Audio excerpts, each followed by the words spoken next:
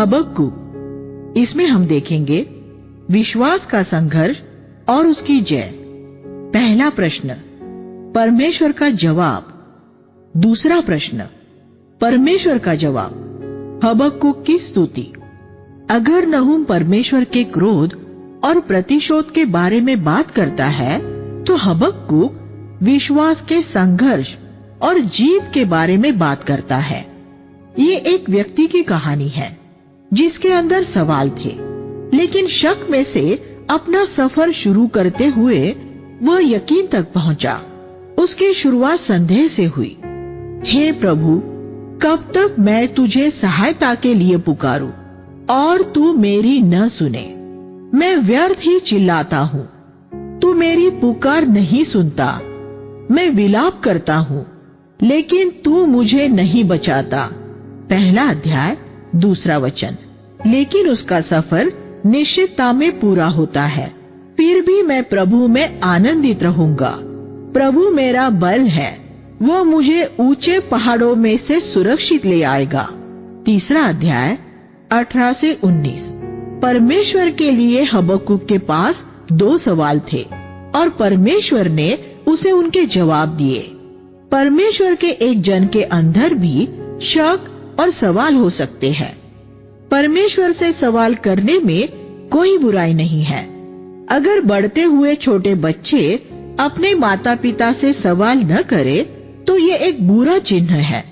एक अच्छा पिता हमेशा अपने बच्चों को सवाल पूछने के लिए प्रोत्साहित करता है। जब एक छोटा बच्चा सवाल पूछता है तो पिता नाराज नहीं होता। वैसे ही परमेश्वर भी उससे सवाल पूछे जाने पर नाराज नहीं होता। जब आपके पास कोई सवाल हो तो उसका जवाब पाने के लिए ऐसे लोगों के पास न जाए जो परिपक्वता में आपके ही स्तर पर है। वे आपको उलझन में ही डालेंगे और शायद आपके सवाल उन्हें भी उलझा देंगे। आपके उनसे सवाल करने से पहले शायद उनमें भी कोई संदेह न रहा होगा और अब आपने उनके मन में भी शक पैदा कर दिए हैं। इसके बजाय परमेश्वर के पास जाए। पहला सवाल। हबक्कुक का पहला सवाल हम में से हर एक का सवाल होता है। दुष्ट लोग क्यों फलते फूलते हैं? आसाफ का भी यही सवाल था। भजन 73। यिर्मयाह भी हबक्कुक के समय में ही हुआ था और ये सवाल उसका भी था। परमेश्वर ने यिर्मयाह को जवाब देते हुए कहा था, अगर तू पैदल सेना के साथ नहीं दौड़ सकता तो तू घोड़ों के साथ कैसे दौड़ सकेगा? यिर्मयाह 12:5, जिसका अर्थ ये था, तू अगर मामूली समस्याओं का हल नहीं ढूंढ पाएगा तो जीवन की बड़ी समस्याओं का सामना कैसे करेगा? आसाफ परमेश्वर की उपस्थिति में गया और उसे उसके सवाल का जवाब मिल गया। भजन संहिता 73:17। यिर्मयाह भी परमेश्वर की उपस्थिति में गया और उसे उसका जवाब मिल गया। जब आपके पास एक सवाल हो तो आप अवश्य ही एक ऐसे भाई के पास जा सकते हैं जो ईश्वरीय भक्त है। लेकिन हबक्कुक परमेश्वर के पास गया क्योंकि उसके आसपास उस समय ऐसा कोई ईश्वरीय भाई नहीं था। यिर्मयाह भी उसी समय नबूवत कर रहा था, लेकिन वह शायद हबक्कुक से दूर रहता होगा। हबक्कुक की ये दुहाई थी, प्रभु, मैं कब तक मदद के लिए तुझे पुकारूं? ऐसा लगता है जैसे तू सुनता ही नहीं है। मैं तेरा सेवक हूँ।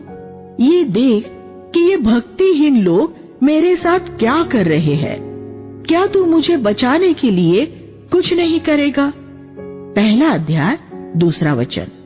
क्या आपको कभी ऐसा महसूस हुआ है?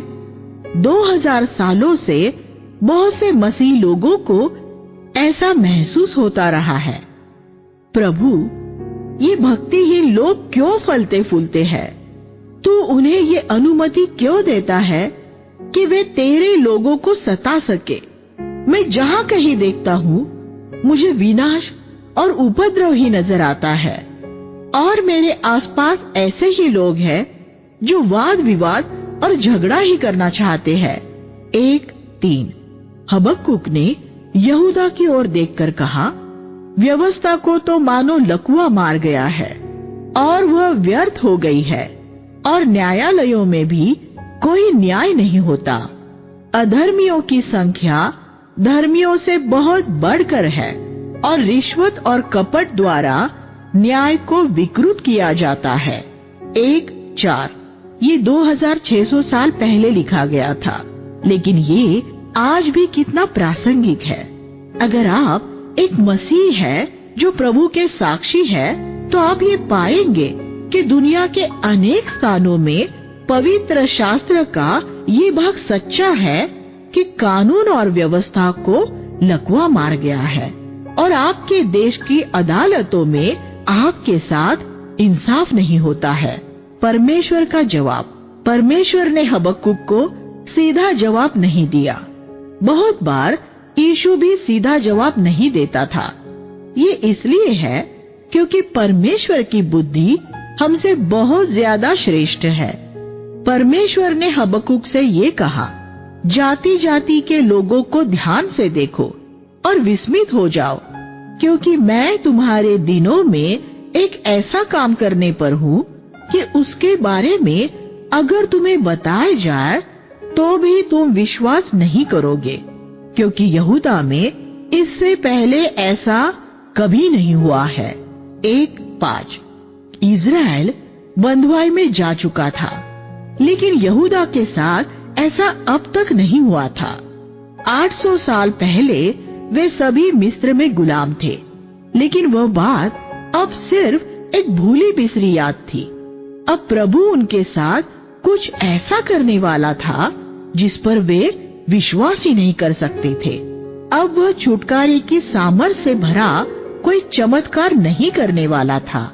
कुछ लोग इस पद का उल्लेख गलत तरीके से करते हुए ऐसा दर्शाते हैं कि मानो वह परमेश्वर द्वारा किए जाने वाले किसी बड़े चमत्कार की प्रतिज्ञा थी, लेकिन प्रभु असल में ये कह रहा था कि वह एक दुष्ट जाति के लोगों को खड़ा करेगा कि वे उसके लोगों को अपना गुलाम बनाए। उनके लिए ये मानना मुश्किल था कि उनका परमेश्वर उनके साथ कभी ऐसा भी कर सकता है, लेकिन परमेश्वर कह रहा था, मैं बेबीलोन को विश्व की नई महाशक्ति के रूप में खड़ा कर रहा हूँ। वे किसी आकस्मिक रीति से खड़े नहीं हो जाएंगे। जगत मेरे वश में रहता है और मैं उसे खड़ा कर रहा हूँ। हमारे देश में जब भी राष्ट्रीय चुनाव होते हैं तो मसीही लोग विशेष प्रार्थना करते हैं। हम सोचते हैं कि चुनावों के परिणामों को प्रभावित करने के लिए विश्वासी मतदाताओं के रूप में हमारी संख्या बहुत मामूली है, लेकिन हम जानते हैं कि हम प्रार्थना द्वारा उन परिणामों को प्रभावित कर सकते हैं, क्योंकि परमेश्वर सब जातियों को अपने वश में रखता है। परमेश्वर ही है जो एक को ऊंचा उठाता है और दूसरे को नीचे गिराता है। इसलिए हम प्रार्थना करते हैं, प्रभु भारत के लिए, भारत में रहने वाले विश्वासियों के लिए और सुसमाचार के प्रचार के लिए क्या भला है हम नहीं जानते। हम चाहते हैं कि तू ऐसे लोगों के हाथ में सत्ता सौंपना जिन्हें तूने अपने उद्देश्यों को पूरा करने के लिए अपनी प्रभुता में सत्ताधिकारी होने की अनुमति दी है। बहुत बार जिन बातों को हम अपने लिए अच्छा समझते हैं उनमें हमारे लिए अच्छाई नहीं होती। हम में से कितने लोगों ने बेबीलोनी लोगों को यहूदा पर राज्य करने के लिए चुना होता? किसी ने नहीं। इसलिए परमेश्वर को ये कहना पड़ा, मैं कुछ ऐसा करने वाला हूँ जिस पर तुम विश्वास नहीं करोगे। मेरे मार्ग और तुम्हारे मार्ग एक जैसे नहीं है। जब हम परमेश्वर के मार्ग नहीं समझते, तब हम ये विश्वास भी नहीं कर सकते कि परमेश्वर बेबीलोन जैसे देश को एक सार्वभौमिक महाशक्ति बना सकता है।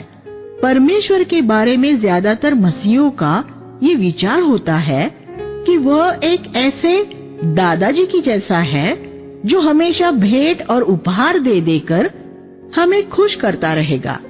परमेश्वर के बारे में ये एक पूरी तरह से गलत धारणा है। अधिकांश मसीहियों को परमेश्वर की पवित्रता की सही समझ नहीं है। इस वजह से ही उनके लिए ये मानना मुश्किल होता है कि परमेश्वर अपने बच्चों को अनुशासित करने के लिए गैर मसीहियों को भी इस्तेमाल कर सकता है। उदाहरण के तौर पर, अगर किसी देश में चुनाव होने वाले हैं और मसीही लोग आपस में एक दूसरे से ही लड़ रहे हैं, एक दूसरे की आलोचना कर रहे हैं और ये सोच रहे हैं कि सिर्फ वही परमेश्वर के चुने हुए लोग हैं, तो परमेश्वर किस प्रकार के राजनैतिक पक्ष को चुनाव जीतने की अनुमति देगा? मसीही ऐसी प्रार्थना कर सकते हैं, प्रभु हमें ऐसी सरकार दे जो हमें आजादी से सुसमाचार प्रचार करने दे और अमेरिका से मुफ्त में धन प्राप्त करने की अनुमति दे। लेकिन परमेश्वर ये देखेगा कि अमेरिका से आने वाला धन देश में रहने वाले उसके बच्चों की साक्षी में बाधा उत्पन्न कर रहा है। इसलिए वह एक ऐसे पक्ष को चुनाव जीतने देगा जो अमेरिका से आने वाले सारे धन पर रोक लगा दे और मसीहियों का सताव शुरू कर दे। फिर वे मसीही जो एक दूसरे की आलोचना कर रहे थे, वह नहीं करेंगे। वे एक दूसरे के साथ थोड़ी एकता में आ जाएंगे और वे मसीही जो विदेशी धन पर निर्भर रहते हैं, वे भी ये जान लेंगे कि प्रभु के काम के लिए उनके देश में ही पर्याप्त धन है। इसका नतीजा ये होगा कि सभी मसीही ज्यादा मजबूत मसीही बन जाएंगे और कलीसियाओं में ज्यादा एकता हो जाएगी। परमेश्वर का मार्ग हमेशा सबसे अच्छा मार्ग होता है। इसलिए यहाँ परमेश्वर कहता है, मैं बेबीलोनी लोगों को खड़ा कर रहा हूँ। उन्हें खड़ा करने वाला परमेश्वर था। प्रभु ने उसके समय के सबसे बड़े शासक फिरौन से कहा था, मैंने तुझे इसलिए खड़ा किया है कि तुझ में अपनी सामर्थ दिखाओ। रोमियो 9:17। जब फिरौन ने परमेश्वर से विद्रोह किया, तब परमेश्वर ने उसे कुचलकर उसमें अपनी असीम शक्ति का प्रदर्शन किया। उसी पीढ़ी में परमेश्वर ने मूसा को भी खड़ा किया कि उसमें भी एक बिल्कुल अलग तरह से अपनी सामर्थ प्रकट करे। अगर आप परमेश्वर के साथ सहयोग करेंगे तो वह आपको इस तरह इस्तेमाल करेगा कि आपके अंदर से उसकी सामर्थ ऐसे प्रदर्शित होगी जैसे मूसा में से हुई थी। अगर आप परमेश्वर के साथ सहयोग नहीं करेंगे, वो तब भी सभी पीढ़ियों को चेतावनी देने के लिए आपको इस्तेमाल करेगा कि सब ये जान सके कि परमेश्वर का विरोध करने वाले का क्या होता है। इसलिए हमारे लिए यही अच्छा है कि हम स्वयं को परमेश्वर के सामने नम्र और दीन करें कि वह हमें एक बुरे उदाहरण की बजाय एक अच्छा उदाहरण बना सके। एक विश्वासी होते हुए भी अगर आप घमंडी है तो परमेश्वर आपका विरोध करेगा और आपको दूसरे विश्वासियों के लिए एक चेतावनी बना देगा। बेबीलोन एक क्रूर और हिंसक देश था जो उसकी क्रूरता के लिए बदनाम था और उसके निवासी भेड़ियों से भी ज्यादा भयानक थे। पद 6 से 9। वे दूसरे देशों की सुरक्षा व्यवस्था की प्रचंड आंधियों की वेग की तरह ठट्ठा उड़ाते हुए उनमें प्रवेश करते थे। फिर भी परमेश्वर के सम्मुख वे बड़े दोषी थे, क्योंकि उन्होंने उनके बल को ही उनके देवता मान लिया था। पद 11। हबक्कुक के सवाल का क्या ये जवाब था कि दुष्ट क्यों फलते फूलते हैं?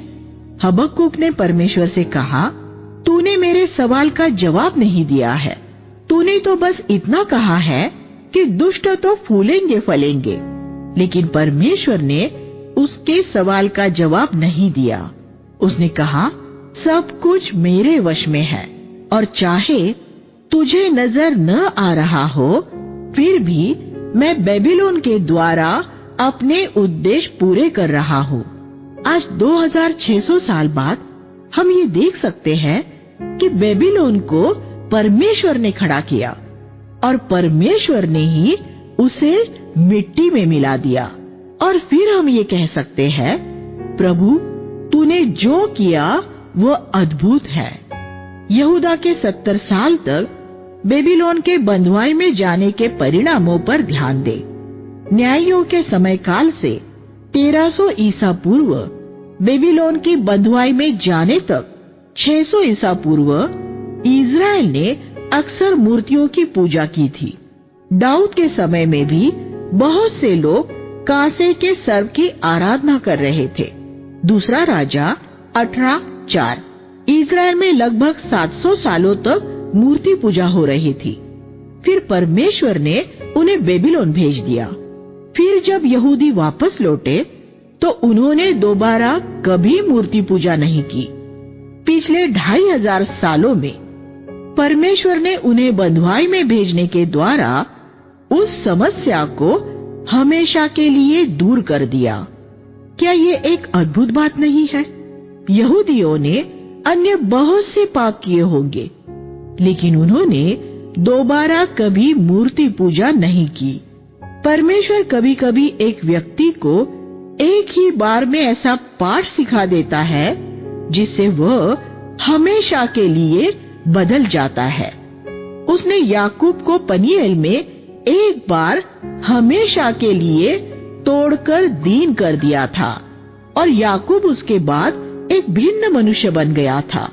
हमें हमेशा याद रहने वाला पाठ सिखाने के लिए परमेश्वर को कभी कभी हमारे साथ कठोरता का व्यवहार करना पड़ता है।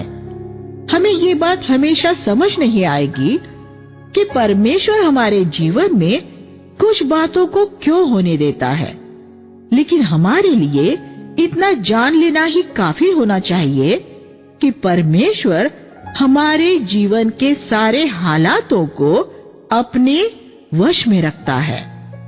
लेकिन परमेश्वर अपने उद्देश्यों को पूरा करने के लिए बेबीलोन जैसे दुष्ट लोगों को भी इस्तेमाल कर सकता है। परमेश्वर ने अपने उद्देश्य पूरे करने के लिए प्राचीन रोम में और आधुनिक साम्यवादी देशों में ऐसे लोगों को भी इस्तेमाल किया है जो मसीहियों से घृणा करते हैं। अपने जीवन काल में ही हमने देखा है कि कैसे बहुत से साम्यवादी देशों में मसीहियों को सताया गया है। कितने मसीही ऐसे होंगे जो ये प्रार्थना करेंगे कि ऐसी साम्यवादी सरकारों का शासन बना रहे। फिर भी परमेश्वर ने उन साम्यवादियों को कुछ समय के लिए राज करने दिया और फिर उन्हें हटा दिया। लेकिन जब वे राज कर रहे थे उस समय क्या हुआ था? जगत के सबसे श्रेष्ठ मसीही उन्हीं देशों में प्रकट हुए जो उन धन प्रेमी और सुख प्रेमी मसीहों से बहुत अच्छे थे, जो सताव रहित देशों में रहते थे। मसीही लोग सताव की अग्नि परीक्षा में शुद्ध होते हैं। परमेश्वर ने इस वजह से ही साम्यवादियों को कुछ समय के लिए राज करने दिया था। हम हर समय ये नहीं जानते कि हमें किन बातों के लिए प्रार्थना करनी चाहिए, लेकिन हमारा स्वर्गीय पिता जानता है कि उसके बच्चों के लिए कौन से देश में किस समय क्या अच्छा है, और वह पृथ्वी पर होने वाली सभी बातों का धन्य नियंत्रक है। 1 तीमुथियुस 6:15। जेबी फिलिप्स। हालेलुया। दूसरा सवाल। फिर हबक्कुक ने अदालत में सवाल करने वाले वकील की तरह प्रभु से पूछा, हे प्रभु परमेश्वर, तू जो अनादि से है, क्या तू हमें मिटा देना चाहता है? ये कभी नहीं हो सकता। तूने इन कसदियों बेबीलोन को हमारे घिनौने पापों के लिए ताड़ना देने और सुधारने के लिए ठहराया है। हम दुष्ट हैं, लेकिन वे तो हमसे बहुत ज्यादा दुष्ट है। फिर क्या तू जो बुराई को देख भी नहीं सकता, चुप रहकर उन्हें हमें निगलते हुए देखता रहेगा? जब दुष्ट अपने से ज्यादा धर्मी लोगों को नाश कर रहे हो, तब भी क्या तू शांत रहेगा? क्या हम मछलियां हैं कि हमें पकड़कर मार डाला जाए? या क्या हम रेंगने वाले ऐसे कीड़े मकोड़े हैं जिनका कोई राजा नहीं है जो उनके शत्रुओं से उन्हें बचाए? क्या ऐसा होना जरूरी है कि वे हमें अपने कांटे में फंसाए और अपने जाल में घसीट ले जाकर आनंदित हो? फिर तो वे अपने जालों की आराधना करेंगे। वे कहेंगे, ये हमारे देवता है जिन्होंने हमें धनवान बनाया है। क्या वे हमेशा ये करते रहेंगे और फिर भी तेरे हाथों से बचते रहेंगे? पहला अध्याय 12 से 17। वो प्रभु से कहता है कि अगर बेबीलोनी यहूदा को पकड़ने में सफल हो गए तो अपनी ही योग्यताओं क्षमताओं की आराधना करेंगे। परमेश्वर का जवाब। फिर हबक्कुक ने यह फैसला किया कि वह अपने गुम्मट पर चढ़कर अपने पहरे पर खड़ा रहेगा और प्रभु उसकी शिकायत का क्या जवाब देता है वह सुनने की प्रतीक्षा करेगा। 2:1। परमेश्वर ने उसे ये जवाब दिया, मेरा जवाब साफ अक्षरों में पत्थर की पट्टियों पर लिख कि सब उसे पढ़ सके और दूसरों को भी बता सके। मैं जिन बातों की योजना बनाता हूँ वे रातों रात पूरी नहीं हो जाती। धीरे धीरे दृढ़ता से बढ़ते हुए एक निश्चित समय पर दर्शन पूरा होता है और ऐसा लगे कि वह धीमा है तो धीरज से बाट जोहते रहना। वह अपने ठहराए हुए समय पर जरूर पूरा होगा और इसमें देर न होगी। अंत में मैं उनका न्याय करूंगा और अपने लोगों को उन्नत करूंगा, लेकिन ये सब रातों रात नहीं हो जाएगा। दूसरा अध्याय 2 और 3। प्रभु ने हबक्कुक से धीरज रखने के लिए कहा। परमेश्वर दुष्टता का न्याय करने के लिए जल्दबाजी नहीं करता है। हम चाहते हैं कि परमेश्वर हमारी तरफ से फौरन काम करे। हमारे लिए प्रार्थना एक बटन दबाने के समान है और हम तुरंत एक चमत्कार देखना चाहते हैं, तुरंत तैयार हो जाने वाली इंस्टेंट कॉफी की तरह। हम तुरंत उद्धार चाहते हैं, तुरंत पवित्र आत्मा में बपतिस्मा चाहते हैं, तुरंत चमत्कार चाहते हैं। लेकिन परमेश्वर कहता है कि हमें धीरज रखना है। चरित्र का निर्माण तुरंत नहीं हो जाता। चरित्र तैयार होने में एक लंबे समय का, पीड़ाओं का और परीक्षाओं का निवेश होता है। क्लेशों से धैर्य उत्पन्न होता है और धैर्य से खरा चरित्र।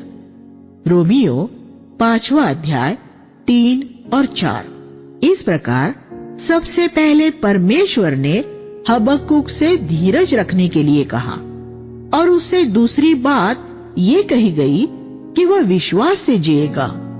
2:4। धीरज और विश्वास साथ साथ चलते हैं।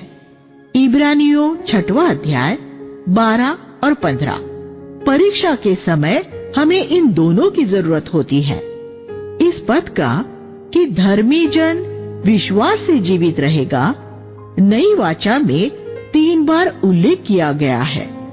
रोमियो 1:17, गलातियों 3:11, इब्रानियों 10:38। और विश्वास द्वारा धर्मी ठहराया जाना सुधारवाद के समय काल का ऐसा आदर्श वचन था कि सुधारवादियों ने इसका प्रचार एक नारे के रूप में किया था। लेकिन यहाँ इसका संदर्भ बेबीलोन का यहूदा में आना है। इस स्थिति में यहूदा को परमेश्वर में विश्वास बनाए रखने की जरूरत थी। परमेश्वर ये कह रहा था, गर्व से भरे उन बेबीलोनियों को देखो, वे अपने ऊपर ही भरोसा रखते हैं, वे बिगड़े हुए हैं। लेकिन धर्मी जन अपने विश्वास से जीवित रहेगा। वह विश्वास क्या है जो हम सब में होना चाहिए? सिर्फ यही कि परमेश्वर पृथ्वी पर सब बातों पर नियंत्रण रखता है, और ये कि वह हमसे असीम प्रेम करता है, और वह सही समय पर हमारे शत्रुओं से निपट लेगा। घमंडियों को देखो, वे अपने ऊपर ही भरोसा रखते हैं और उनके जीवन बेईमान है। लेकिन धर्मी जन अपने विश्वास से जीवित रहेंगे। 2:4 इस पद के अनुसार जगत में सिर्फ 2 प्रकार के ही लोग हैं, घमंडी जो बेईमान है और धर्मी जो विश्वास से जीवित रहते हैं। इसलिए विश्वास के विरुद्ध सिर्फ अविश्वास ही नहीं है, बल्कि घमंड भी है। एक विश्वास करने वाला व्यक्ति हमेशा नम्र और दीन होगा। बाइबल का असली विश्वास और नम्रता साथ साथ होते हैं। इसलिए विश्वास के बारे में बहुत बात करने वाले आज के प्रचारकों का विश्वास बाइबल का असली विश्वास है या नहीं, ये उनकी नम्रता की जांच करने द्वारा ही स्पष्ट हो जाएगा। अगर वे नम्र और दीन नहीं है, तो ये प्रकट हो जाएगा कि उनका तथाकथित विश्वास बाइबल का विश्वास नहीं है। हम इस पद में ये भी देखते हैं कि घमंडी व्यक्ति बेईमान भी होता है। घमंड के साथ बेईमानी जुड़ी होती है। जब भी आप किसी घमंडी व्यक्ति को देखें, तो आप यकीन के साथ कह सकेंगे कि उसके जीवन में कुछ छुपी हुई बेईमानी है। एक ईमानदार व्यक्ति हमेशा नम्र होगा। परमेश्वर घमंडियों से घृणा करता है, लेकिन नम्र और दीन लोगों पर कृपा करता है। याकूब 4:6 अगली बात जो हम यहाँ देखते हैं वह धन का धोखा है। 2:5 किसी भी प्रकार का धन, वह चाहे रुपए पैसे हो, सांसारिक ज्ञान हो या पृथ्वी की कोई भी विषय वस्तु हो, वह इसलिए धोखा देने वाली होती है क्योंकि वह उस व्यक्ति को घमंडी बना सकती है। ऐसे व्यक्तियों की एक दूसरी विशिष्टता ये होती है कि वह कभी संतुष्ट नहीं होते। वह कभी संतुष्ट नहीं होता, हमेशा अपनी लालसा बढ़ाता रहता है। 2:5 एक दिन ऐसा आएगा जब ऐसे व्यक्तियों का न्याय होगा। 2:6 अध्याय 2:6 से 19 इस बात की व्याख्या है कि एक स्व केंद्रित जीवन कैसे अपना नाश करता है। एक घमंडी व्यक्ति स्व केंद्रित होता है। वह विश्वास से नहीं जीता, बल्कि उसका पूरा भरोसा अपने ऊपर ही होता है। परमेश्वर कहता है, हाय उस पर जो अपने घर के लिए अनुचित लाभ कमाता है। तुम सोचते हो कि तुम्हारा धन तुम्हें सुरक्षा प्रदान करेगा और तुम्हारे परिवारों को खतरों से बचा लेगा। 2:9 एक व्यक्ति जो अपने धन में ही अपने आप को सुरक्षित समझने लगता है, अंततः नाश हो जाएगा। लेकिन ऐसे अहंकारी लोगों के बीच में भी एक विश्वास करने वाले व्यक्ति का ये भरोसा होगा कि सारी पृथ्वी एक दिन प्रभु के महिमा से ऐसे भर जाएगी जैसे सागर जल से भरा है। 2:14 वह उस दिन की बाट जोहता है और उसमें उस दिन का इंतजार करने का धीरज भी होता है। जब हबक्कुक ने प्रभु को देखा तो उसका हृदय स्तुति से भर गया। परमेश्वर अपने पवित्र मंदिर में है, सारी पृथ्वी उसके सामने शांत रहे। 2:20 उसके विश्वास का संघर्ष विश्वास की जीत में पूरा हुआ। वह कहता है, प्रभु मैं तेरी प्रतापी महिमा के आगे खामोश खड़ा हूँ, मेरा और कोई सवाल नहीं है। अय्यूब ने भी परमेश्वर की महिमा देखने के बाद यही कहा था, अब मैंने तुझे अपनी आंखों से देख लिया है, अब मैं अपना हाथ अपने मुंह पर रखता हूं। अय्यूब 42:5 और 40:4 और 5। प्रभु को देख लेने के बाद अय्यूब के पास फिर कोई सवाल नहीं था। परमेश्वर आपके सभी 10,000 सवालों का जवाब नहीं देगा, क्योंकि फिर आपके पास दूसरे 10,000 सवाल तैयार हो जाएंगे। जवाब स्वयं प्रभु को देख लेना है, जिसे अय्यूब और हबक्कुक के मामले में था। प्रभु अपने पवित्र मंदिर में है। क्या आपने उसे देखा है? तब आपका शरीर उसके सामने खामोश रहेगा और आपके पास और कोई सवाल नहीं होगा। हबक्कुक की स्तुति। जब हबक्कुक ने प्रभु को देखा, तब उसे विश्वास का जीवन जीने का प्रतिफल नजर आ गया। एक जीवन जो प्रभु केंद्रित है, एक विजयी जीवन है। हबक्कुक जो ये सोच रहा था कि परमेश्वर दुष्ट लोगों को दंड देने के लिए कुछ नहीं कर रहा है, अब परमेश्वर से प्रार्थना करता है कि अपने क्रोध के बीच में भी दया करना न छोड़े। 3:2। वह जिसने ये सोच लिया था कि परमेश्वर ने उसके लोगों को त्याग दिया है, अब एक स्तुति का गीत गाता है। वह कहता है, मैं तेरे कामों को देखकर विस्मित हूँ। जब मैं परमेश्वर को देखता हूँ जो पवित्र है, तो तेरे अग्निमय वैभव से सारा आकाश मंडल भरा हुआ है। पृथ्वी तेरी स्तुति से भरपूर है। तू कितना अद्भुत परमेश्वर है। तू अपनी भयजनक सामर्थ्य में आनंदित रहता है। जब तू देखता है तो देश थरथराने लगते हैं। तू अपने चुने हुओं को, अपने अभिषिक्तों को छुड़ाने के लिए निकलता है। तूने दुष्टता के घराने के प्रधान को मारा है।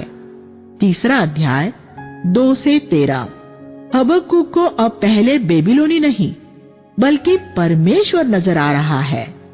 वे जिनके हृदय शुद्ध है, उन्हें हर समय और हर जगह परमेश्वर नजर आता है। मत्ती 5:8। अभी तक मुश्किल ये थी कि हबक्कुक को सिर्फ वे दुष्ट बेबीलोनी ही फलते फूलते नजर आ रहे थे, लेकिन अब उसने ये देखा कि सब कुछ परमेश्वर के वश में रहता है। दुष्टता के घराने का प्रधान शैतान के लिए ये इस्तेमाल हो सकता है, जिसे यीशु ने सूली पर कुचल दिया था। जब हबक्कुक ने परमेश्वर को उसकी महिमा और महानता में देख लिया, तब उसके सारे सवालों के जवाब भी उसे मिल गए। परमेश्वर का दर्शन पाकर वो भीतर ही भीतर कांप उठा और बोला, मैं बड़े धीरज से उस संकट के दिन की प्रतीक्षा करूंगा जो हम पर चढ़ाई करने वालों पर आएगा। 2:16। जब भी आपको शक हो तो मनुष्य से नहीं, परमेश्वर से बात करें। हबक्कुक के लिए और हमारे लिए भी परमेश्वर का शब्द है, प्रतीक्षा कर। जब हबक्कुक ने प्रतीक्षा की और प्रभु की बात सुनी, तब उसकी शिकायत एक स्तुति का गीत बन गई। यही हमारे लिए भी होगा, लेकिन सबसे मुश्किल काम प्रतीक्षा करना होता है। हबक्कुक की स्तुति का अद्भुत गीत पुराने नियम में विश्वास के गीतों में सबसे सुंदर गीतों में से एक है। वह यहाँ एक नई वाचा के संत की तरह गाता है। चाहे अंजीर का वृक्ष न फले, न दाख लताओं में फल लगे, जैतून के पेड़ भी फल न दे और खेतों में अनाज पैदा न हो, चाहे भेड़शालाओं से भेड़ बकरियां जाती रहे और थानों में गाय बैल न रहे, मैं फिर भी प्रभु में आनंद मनाऊंगा। मैं अपने उद्धारकर्ता परमेश्वर में मग्न रहूंगा। 3 अध्याय 17 और 18। अय्यूब की तरह चाहे हबक्कुक का भी सब काम धंधा बर्बाद हो जाए, लेकिन वह फिर भी प्रभु में आनंदित रहेगा, क्योंकि उसका आनंद पृथ्वी की किसी बात में नहीं बल्कि प्रभु में है। हमारे आसपास अगर सब कुछ खत्म भी हो जाए, फिर भी हम अपने उद्धारकर्ता परमेश्वर में आनंदित रह सकते हैं। स्तुति का एक गीत हमारे विश्वास की भीतरी जीत की बाहरी अभिव्यक्ति होता है। उन्होंने उसके वचनों पर विश्वास किया और उसकी स्तुति के लिए गीत गाए। भजन 106:12। हबक्कुक फिर आगे कहता है, सर्वशक्तिशाली प्रभु परमेश्वर मेरा बल है, उसने मेरे पैरों को हिरनी के पैरों जैसा बना दिया है और मुझे पहाड़ी स्थानों में से लेकर चलता है। 3:19। ये नबी, जिसमें शुरू में बहुत से शक और डर थे, अब कहता है कि परमेश्वर उसे संदेह रूपी हरेक पहाड़ के ऊपर से ले चलेगा और उन पर उसके पैरों को एक हिरनी की तरह ही स्थिर और दृढ़ करेगा, जो चट्टानी दरों में अपना संतुलन नहीं खोती है। अंत में हबक्कुक ने एक बड़ी दिलचस्प टिप्पणी भी लिखी है। संगीत निर्देशक के लिए मेरे तारदार साजों के साथ। 3:19। वह असल में ये कह रहा है कि चाहे सब कुछ खत्म हो जाए, फिर भी इस गीत को एक शोकित स्वर में न गाया जाए और इसे गाते समय संगीत के वाद्यों का भी भरपूर उपयोग किया जाए। हमें अपने पूरे हृदय से प्रभु की स्तुति करनी सीखनी चाहिए। कभी किसी स्तुति के गीतों को बोझल और नीरस स्वर में न गाए। सारे आकाश और पृथ्वी में चाहे जो भी होता रहे, लेकिन प्रभु अपने सिंहासन पर विराजमान है और यीशु ने जय प्राप्त कर ली है। इसलिए परमेश्वर ने जो भी आवाजें और संगीत के साज हमें दिए हैं, हम उनका इस्तेमाल उसके स्तुति करने और उसके नाम को ऊंचा उठाने के लिए करें। आमीन। आइए हम प्रार्थना करें। हे स्वर्गीय पिता, इस पुस्तक से आपने हमें जो पाठ सिखाए हैं, उसे हम सीखना चाहते हैं और ये भविष्यवक्ता जैसे आपकी सार्वभौमिकता देखते हुए विश्वास में चले, वैसे ही उनका अनुसरण करते हुए चलने में हमारी मदद कीजिए। यीशु के नाम से प्रार्थना करते हैं। आमीन।